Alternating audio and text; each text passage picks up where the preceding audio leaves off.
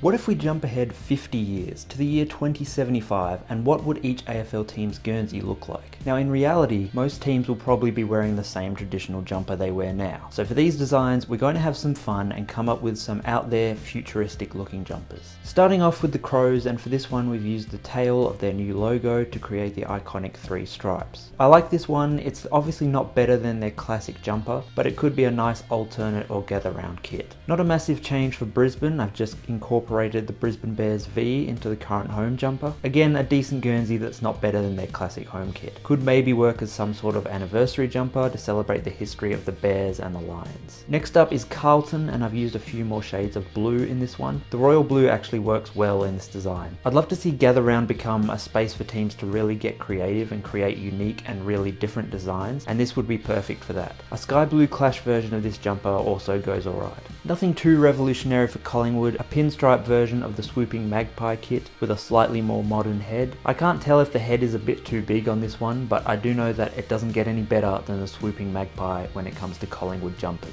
For the Bombers, we've got this outline sash jumper that you've probably seen in a few other videos. By far one of my favourite designs I've created, and one I felt really suited the futuristic theme of this video. Next is Freo, continuing the theme of outline or stealth jumpers. This one brings back the anchor, or my modern redesign of it, while also incorporating elements of the tri-panel away jumper from the early 2000s. I feel this is almost a slightly better execution of the black stealth designs Freo have been using for the last few gather rounds. The outline elements stand out a bit more, and the whole thing only uses different shades of purple. For the Cats, I've reused my Panther design. I've had some comments saying that they're not the Geelong Panthers, but I really don't care. A panther is a type of cat, and why you'd want your team mascot to be a house cat rather than a panther is beyond me. For the Suns, we've got the wave design from my recent Gold Coast rebrand video. This one again fits the outline trend of this video and is still my personal favourite of the redesigned jumpers I created. Up next is the Giants, and this one sort of blends their original home jumper with the outline style of their Never Surrender Guernsey. I really love this one, so much so that I'd honestly be keen to see this be the Giants' new home jumper.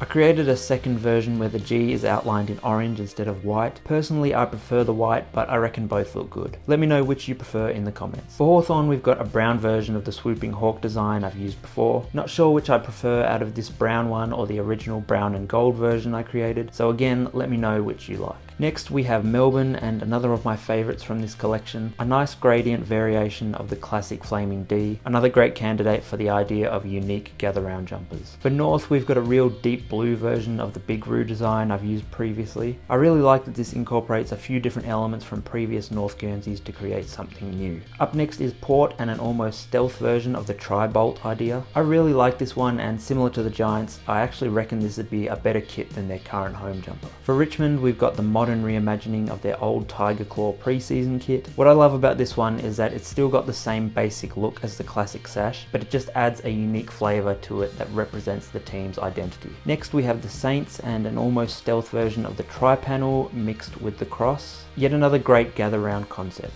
For the Swans, we've got the big swan's head design. I like the swoosh element below the swan that's kind of a very loose callback to the old South Melbourne sash. Up next is West Coast, and this reworked version of the ochre swooping eagle. I really like this redesigned version, but every time I see the original ochre jumper, I'm liking it more and more. A little clean up for that design, and it's actually not that bad. For the Bulldogs, we've got another stealth outline concept. This one's okay, another one that'd go alright as a sort of one-off experimental design. Let me know your thoughts in the comments below, and I'll see you next time.